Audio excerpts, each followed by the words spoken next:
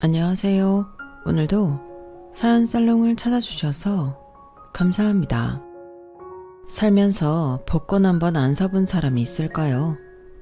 복권을 살 때까지만 해도 누구나 인생 역전을 꿈꾸지만 결과는 늘 인생 여전이라는 게 야속하긴 하지만요. 저는 지금까지 살면서 복권을 한 번도 사본 적은 없지만 얼마 전에 복권 당첨보다 더 엄청난 횡재를 했지 뭡니까? 물론 그런 결과를 얻기까지 속상한 일도 많았고 속 터지는 일도 많았지만 지금에 와서는 그마저도 추억으로 남게 되네요. 역시 저는 자본주의에 찌든 인간인가 봐요. 4살 차이 남편과 결혼할 때만 해도 진짜 이 결혼을 해야 하나 싶었어요. 제가 남편보다 고작 4살 많다는 이유로 시어머니부터 시댁 어른들한테 별의 별소리를 다 들었거든요. 너는 전 세계 나라를 구했나 보다. 그러니 4살이나 젊은 남자 만나 살지. 예전 같으면 어림도 없는 일이야. 어디 나이 많은 여자가 나이 어린 남자랑 결혼을 해? 말도 안 되지. 네 주제에 언감생심? 마음씨 어린 우리 상준이나 되니까 늑다리 여자 데리고 살겠다고 저러는 거야. 그러니 운 좋은 줄이나 알고 평생 우리 집에 감사하는 마음으로 살아. 그래, 그건 옳게 말이 맞다. 우리 오빠만 살아있었어도 이 결혼 절대 안 되는 거였어. 어디 여자가 없어서 나이 많은 여자랑 사냐고 난리였을 거다. 그리고 보면 올케가 보살이네. 나였으면 어림도 없어. 아니, 14살 많은 것도 아니고 고작 4살 많은 걸로 이런 소리를 들어야 하나요? 시어머니와 고모님들을 뵙고 온 그날부터 이 결혼에 대해 진지하게 생각하게 된 저는 남편한테 한동안 시간을 좀 갖자고 했어요. 그렇게 떨어져 지내는 동안 주변에서 남자 소개도 많이 들어왔지만 제가 남편이 싫어서 시간을 갖자고 한 게 아니기 때문에 모두 거절했어요. 게다가 그런 식으로 다른 사람을 만나는 건 양다리를 걸치는 거나 뭐가 다른가 싶었거든요. 헤어질 때 헤어지더라도 양심의 가책을 느낄 일은 만들지 않는 게 나을 것 같았어요. 그게 3년 넘게 사귄 사람에 대한 예의라고 생각했거든요. 그런데 글쎄 남편은 이런 저랑 다르게 떨어져 있는 기간 동안 3번이나 선을 봤지 뭐예요.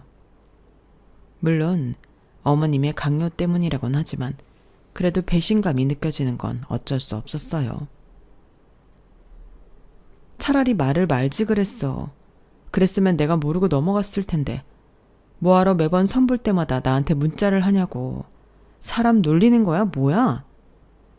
말 안 하고 선 보는 건 자기를 속이는 짓이잖아. 난 그러고 싶지 않아. 엄마가 하도 닥달하셔서 형식적으로 나가는 자리긴 했어도 자기를 두고 선을 보는 거 욕먹더라도 솔직하게 낫다고 생각해. 솔직한 건지 미련한 건지 모르겠지만 마음 한편으로는 안심이 되는 거 있죠. 이 남자는 결혼을 한 이후에도 욕먹을 각오를 하고 모든 걸 내게 말해줄 사람이구나 생각됐으니까요. 남편은 3번의 선을 봤지만 모두 퇴짜를 놓았어요. 처음부터 그럴 생각으로 나간 자리였다고 하더군요. 이렇게라도 하지 않으면 엄히 포기하지 않을 것 같았다나요. 아무튼 남편의 그런 계획이 성공한 건지 어쩐지는 잘 모르겠지만 연이은 선짜리 파토는 어머님의 마음을 흔들긴 한 모양이었어요. 저를 다시 한번 만나보겠다고 하셨거든요. 일전에 찾아뵀을 때는 조신하게 보일 생각에 제가 너무 수수하게 하고 나가서 그런가 제 나이보다 더 많게 보신 것 같길래 이번엔 조금 화려하게 꾸미고 나갔어요. 제가 가지고 있는 유일한 명품백도 들고 나갔어요. 원래는 사치스러운 여자라는 이미지로 보일까봐 저렴한 백으로 들고 나갈까 했는데 하필 옷하고 색상이 안 맞아서 명품백을 선택한 거였어요. 그런데 이게 신의 한 수가 될 줄 누가 알았겠어요? 어머, 그 백 넘버가 땡땡땡땡땡 아니니? 나도 그거 사려고 오픈런까지 했는데 결국 못 샀잖니. 넌 그거 어떻게 구했니? 아, 전에 파리 출장 갔다가 현지 본점에서 샀어요. 텍스 리펀드까지 받을 수 있어서 한국에서 사는 것보다 훨씬 저렴하게 살 수 있었거든요. 그래? 예. 너 해외 출장 자주 가니? 아무래도 업무상 2달에 한 번꼴은 나가게 되는 것 같아요. 그 말에 어머님은 얼굴에 화색을 띠며 엄청 좋아하셨어요. 그러면서 식사를 마치고 일어나려는데 그러시더라고요. 예, 혹시 그 가방 칠르거든 나한테 되팔아라. 내가 중고 시세보다 잘 쳐줄게. 아니다, 네가 산 금액 그대로 다 쳐줄게. 어때? 나한테 팔지 않을래? 그 말의 순간 머릿속이 복잡해졌어요. 저야 굳이 모델 백을 들어야 할 이유가 없기 때문에 팔아도 상관은 없지만 시어머니들 분한테 돈을 받고 판다는 게 좀 그렇잖아요. 그렇다고 그냥 드리기에는 너무 아까웠어요. 수백만 원을 주고 사서 고작 3-4번 들은 백이니까요. 그래서 대답을 못하고 망설이고 있는데 어머님이 제 눈치를 살피시곤 그러시는 거예요. 너 잠깐만 여기 있어봐. 나 옆에 잠깐 갔다 올게. 그렇게 밖으로 나가신 어머님은 10분 정도 지나 다시 돌아오셨어요. 헐레벌떡 달려오셨는지 숨을 몰아쉬며 제 앞에 봉투를 내미셨어요. 모 은행 로고가 찍힌 돈 봉투더라고요. 너 보니 갈등하는 것 같길래 혹시라도 네 생각이 바뀔까 해서 근처 ATM에서 돈 뽑아왔다. 네가 얼마 주고 샀는지는 모르겠지만 한국에서 팔던 시세대로 넣었으니 아쉽지는 않을 거다. 어때?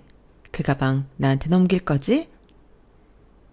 지금까지 봤던 어머님과 다르게 생기 넘치고 초롱초롱한 눈으로 제 앞에 서 계시는데 그 모습에 닭살이 올랐어요. 도대체 이 백이 뭐라고 이렇게 열정적으로 변하신 건지 저로서는 이해가 안 갔어요. 결국 그날 저는 어머님께 제 백을 팔았고 백 안에 들어있던 제 소지품은 식당에서 얻은 검은 봉지에 담아 집에까지 들고 왔어요. 어머님이 주신 돈 봉투에는 정말 제가 샀던 금액보다 훨씬 많은 금액의 돈이 들어있었어요. 본의 아니게 명품 리셀러가 되는 바람에 기분은 좀 그랬지만 생각지도 못했던 그 일 덕분에 저희는 결혼 허락을 받을 수 있었어요.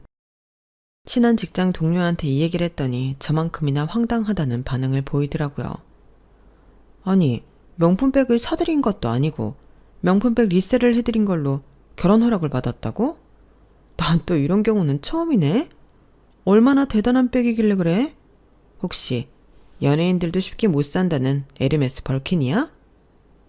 아니야, 내 주제에 그런 백을 어떻게 사. 그냥 조그만 샤넬 백이야. 그러니까 더 황당하고 이해가 안 간다니까. 혹시 나한테 주신 그 돈 다시 돌려드려야 하는 걸까? 아무래도 찜찜해서 말이야. 그러자 동료가 그건 아니라고 하더라고요. 저희 시어머니가 명품을 좋아하시는 분 같으니까 차라리 명품 소품을 하나 사드리라고 했어요. 그래서 어차피 제가 백을 되팔고 남은 차액이 있으니 차라리 그 금액에 상응하는 지갑을 사드리기로 했어요.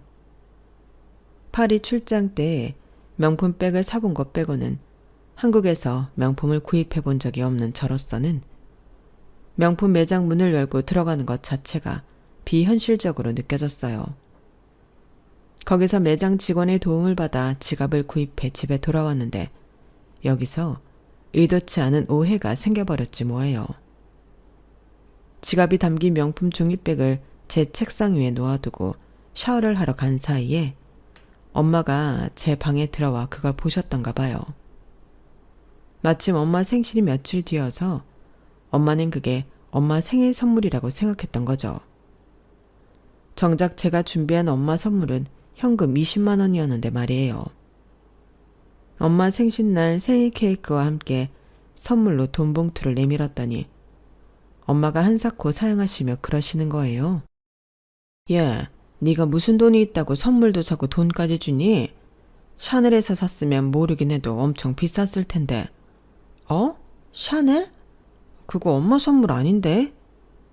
제 말에 엄마는 살짝 실망하는 표정이었어요. 그러자 아빠가 얼른 분위기를 바꾸려 장난을 치시더라고요.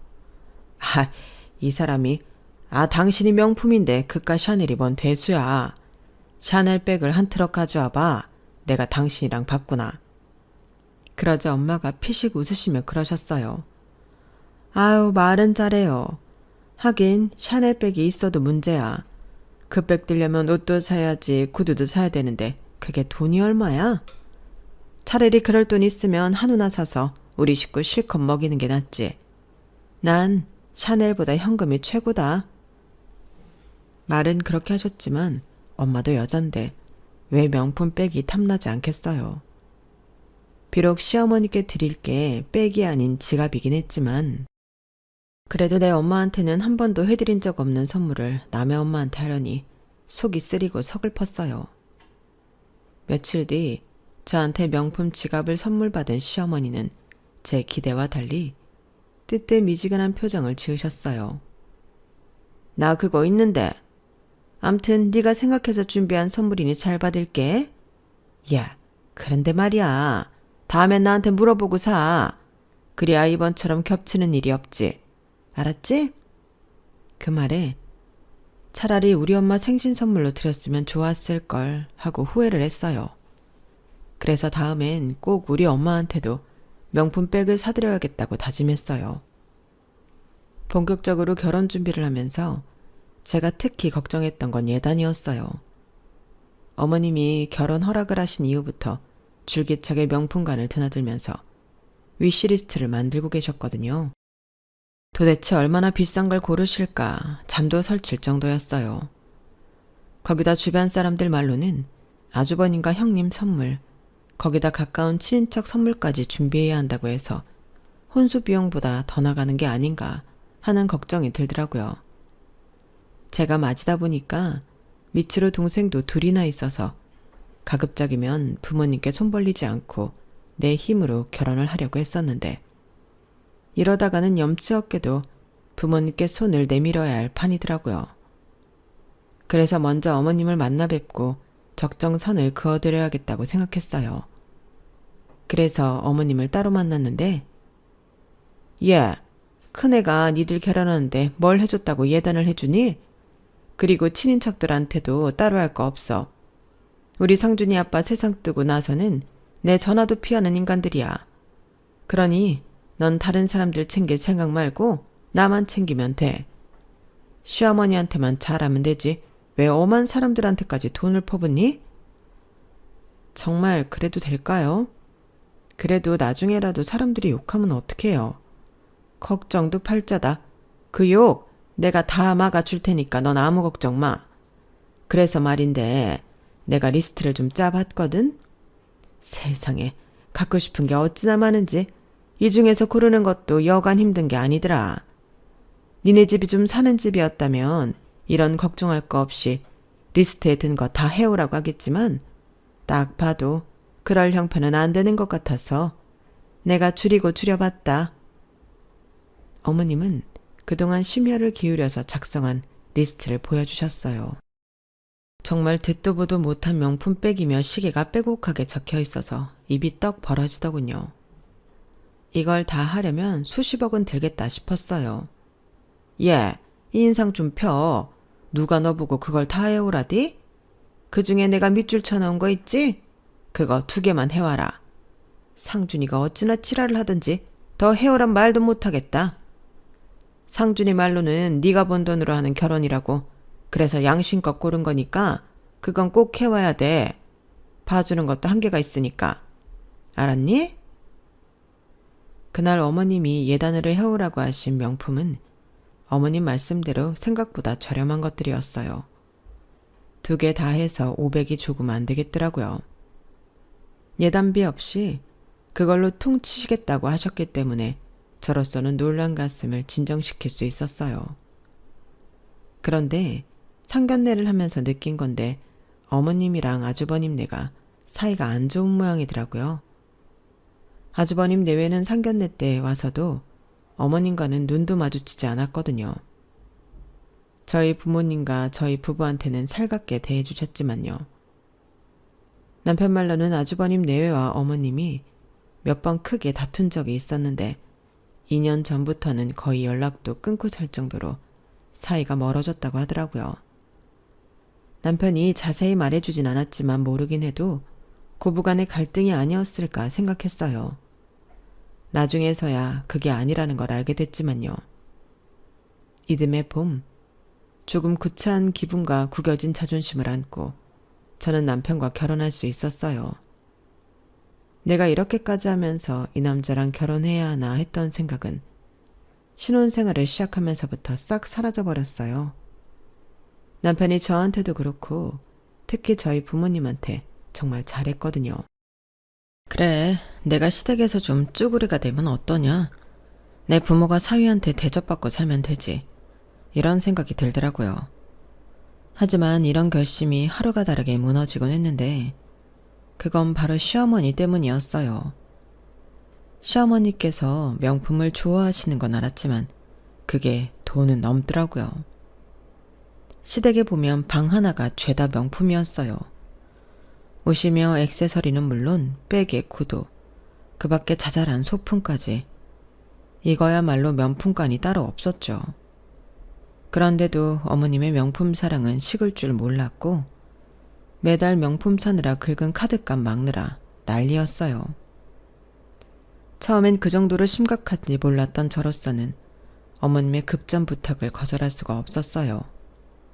야, 내가 급하게 돈이 좀 필요해서 그러는데 500 정도 보내줄 수 있니? 500이요? 어머님, 혹시 무슨 일 있으세요?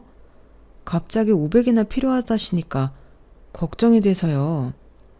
얘는 참 뭘 그런 것까지 묻고 그러니?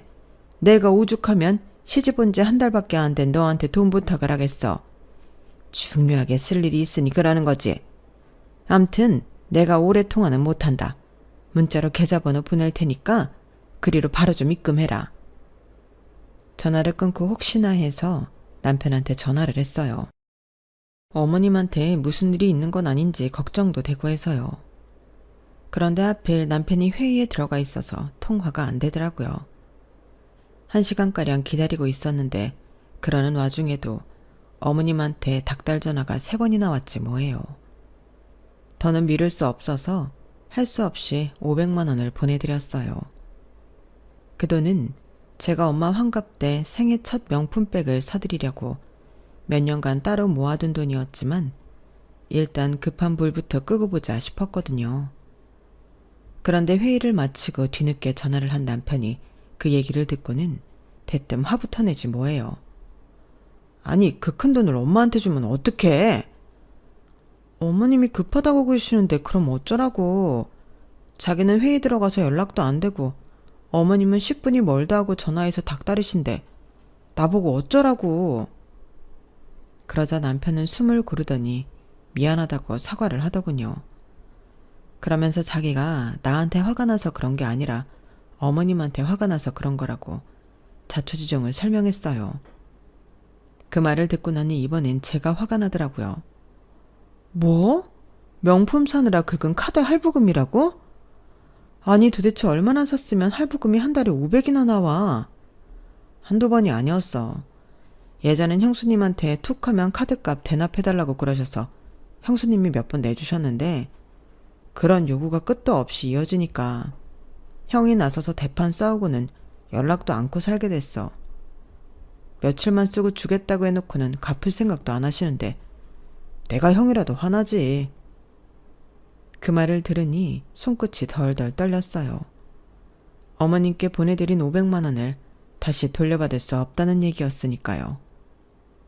그럼 어떡해. 그 돈 내가 엄마 환갑 때 명품백 사드리라고 모은 돈이란 말이야. 너무 화가 나고 어이가 없어서 나도 모르게 닭똥 같은 눈물이 뚝뚝 떨어졌어요.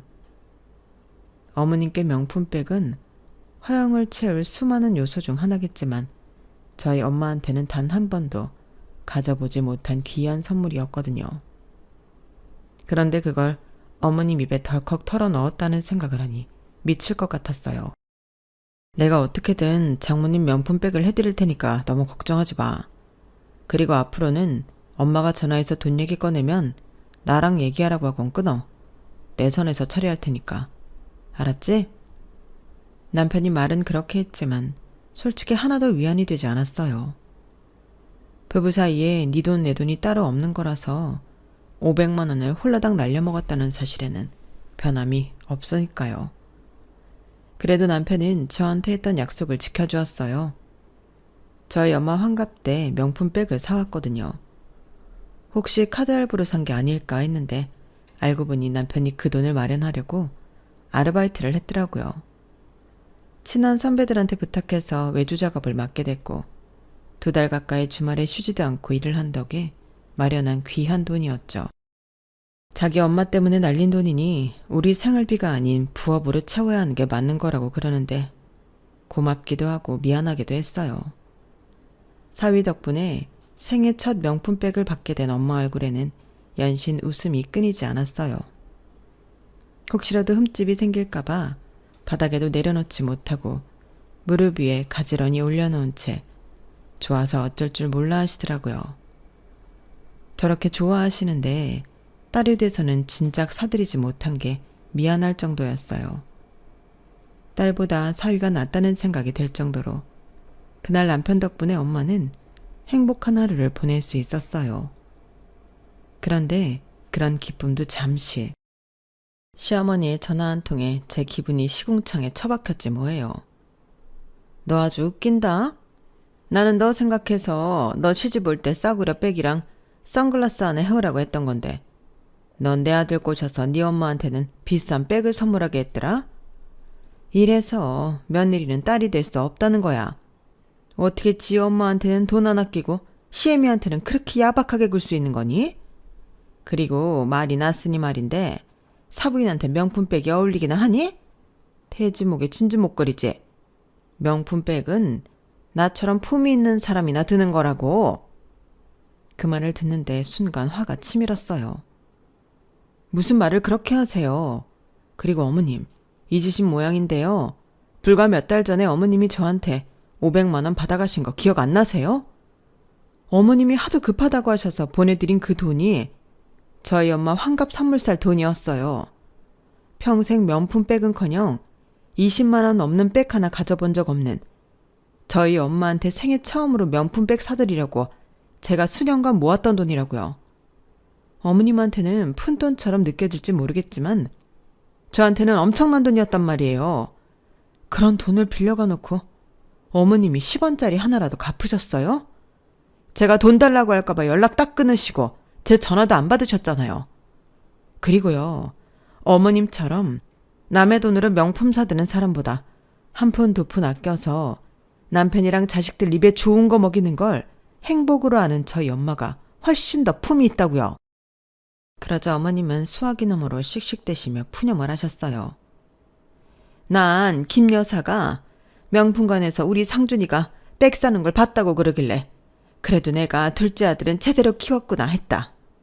어릴 때부터 지영이랑 다르게 엄마한테 살갑게 굴던 아들이라서 그 백을 다른 사람한테 줄 줄은 전혀 몰랐다고. 그런데 세상에 나한텐 구두 한 짝 사준 적 없는 놈이 장모한테 그 비싼 걸 선물했다니까 내가 속이 어떻겠니? 너라면 좋은 소리가 나가겠냐고. 내가 말을 심하게 한 건 있지만 그래도 너도 그러면 안 되는 거다. 어머님은 한참을 넋두리를 하시며 눈물 콧물을 빼셨고 그 얘기를 듣고 있어야 하는 저는 미칠 지경이었어요. 1시간 넘게 어머님의 일방적인 하소연을 들어야 했던 저는 통화를 마치자마자 소파에 쓰러지듯 누워버렸어요. 기가 쏙 빠져버렸거든요. 그런데 옆에서 그런 저를 본 남편이 그러더라고요. 엄마가 처음부터 명품에 정신 못 차리던 사람은 아니었어. 우리 아빠가 살아계실 때 엄청 바람을 피우셨거든. 엄마 말로는 엄마 몰래 내연녀를 신혼여행까지 데리고 갔다고 그러더라고. 시어머니 시집살이에 남편의 외도까지 엄마가 상처를 많이 받고 힘들어하셨어. 그러다가 하루는 백화점에서 평소 비싸서 쳐다보지도 않았던 반지를 하나 샀는데 그걸 볼 때마다 그렇게 통쾌하고 기분이 좋더란 거야. 그때부터 아빠가 바람을 피울 때마다 엄마는 아빠 월급으로 명품 백도 사고 구두도 사고 목걸이에 반지까지 사치를 부리기 시작하셨어. 아빠는 당신이 저지른 죄가 있으니 뭐라고 말도 못하고 있었고. 그렇게 시작된 엄마의 명품 쇼핑은 아빠가 돌아가신 이후에도 이어졌어. 이젠 아주 중독이 돼버린 거지. 신상이 나오면 안 사고는 못 배기는 거야. 그 바람에 아빠가 유산으로 남겨준 상가도 팔아먹고 양평 땅까지 팔아치웠는데도 아직도 허기가 가라앉지 않는 모양이야. 형은 이런 엄마를 정신병원에 보내야 한다고 그러는데 솔직히 나는 그렇게는 못하겠어. 내 엄마니까. 남편 말을 듣고 나니 이런 얘기를 담담하게 하는 남편도 가엾고 어머님도 불쌍하게 느껴졌어요. 원래는 저도 형님처럼 어머님과 연락을 끊고 살겠다 생각했었지만 도저히 그렇게는 못하겠더라고요. 그건 어머님을 위해서가 아니라 오로지 내 남편을 위해서였어요. 이런 제 마음을 아는지 모르는지 어머님은 매 순간 저를 시험하듯 일을 벌였고 돈 문제로 툭하면 저랑 실랑이를 벌이셨어요. 그래도 그때까지는 어머님의 재정 상태가 어느 정도 심각한지 몰랐기 때문에 그때그때 성질은 내도 큰 걱정은 안 했었는데 우리도 모르는 사이에 엄청난 일이 벌어지고 있었더라고요. 뭐? 어머님 집이 경매에 넘어갔다고? 어쩌다가? 하루아침에 날아든 이 소식에 저도 남편도 놀랄 수밖에 없었어요. 그동안 어머님은 카드값을 갚기 위해 집을 담보로 대출을 받고 심지어 사채까지 끌어 쓰셨더라고요. 그러다 더는 감당이 안 되는 상황까지 오게 됐고 결국 집이 넘어가게 된 거였죠. 당장 어머님이 살 집을 구해야 해서 남편이 아주버님께 연락을 했지만 돌아오는 건 싸늘한 거절뿐이었어요. 그러게 내가 진작에 정신병원에 입원시키자고 그랬지?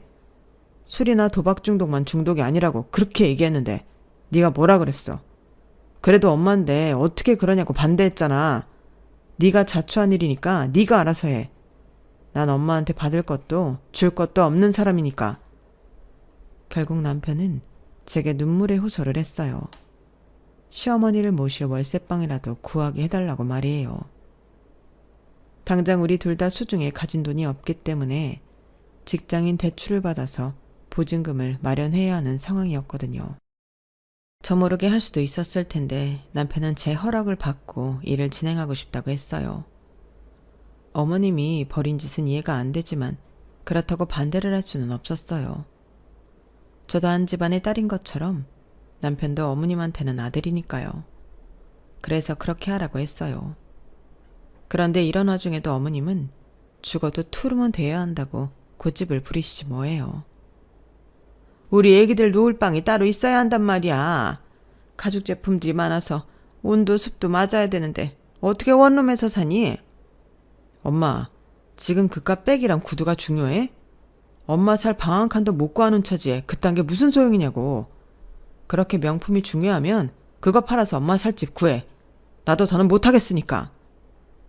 불같이 화를 내는 둘째 아들 탓에 어머님은 더 이상 고집을 부리지 못했어요.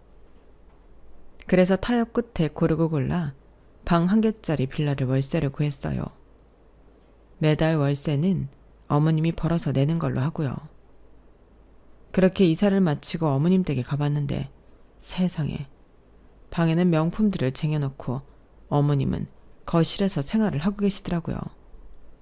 에어컨이며 가습기도 죄다 명품이 들어있는 방에 설치하시고 말이죠. 어떤 면에서는 참 대단하다 싶었어요.